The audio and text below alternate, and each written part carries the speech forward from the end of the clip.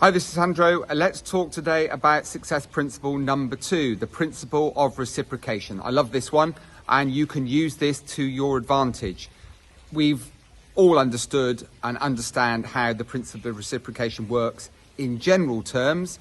Usually when you meet somebody, for example, you're wired, instinctively conditioned to say something like, "Hello, how are you?" And the other person is instinctively conditioned to reply with, "I'm fine, thank you. How are you?" That's a basic principle of reciprocation. I give to receive, and I receive to give. That's generally the way most of us work. Now, in business, if we have the opportunity to engage with a new prospective client on the telephone, for example, or in any social situation, it's really important that we try to start the conversation ourselves rather than wait for somebody very politely to say something like, "Hello, how are you?" We've all heard about the elevator pitch. We're not going to talk about that today. We'll deal with that on another occasion. What we're talking about here is saying something like, in a social situation, "Hello, how are you?" Because we know 9 times out of 10, the person that we're speaking to will respond with, "Hello, I'm fine, thanks very much, how are you?"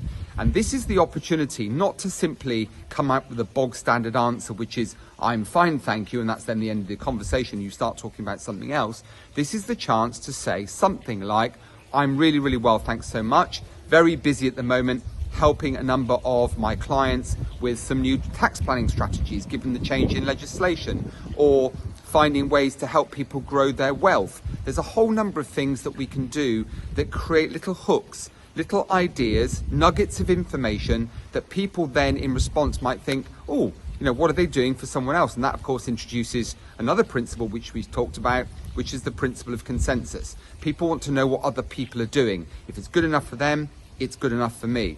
So don't just come up with a bog standard reply, "I'm fine, thank you, how are you?"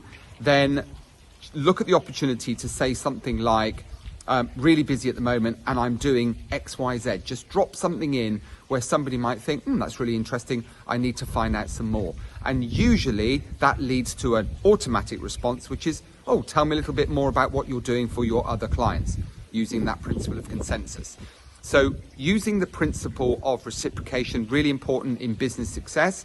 This is why we have lots of introducer relationships. We'll talk about those and how we garner those new relationships through interaction, referral, personal introduction, for example, again, in another video. But just become and remain aware of the principle of reciprocation.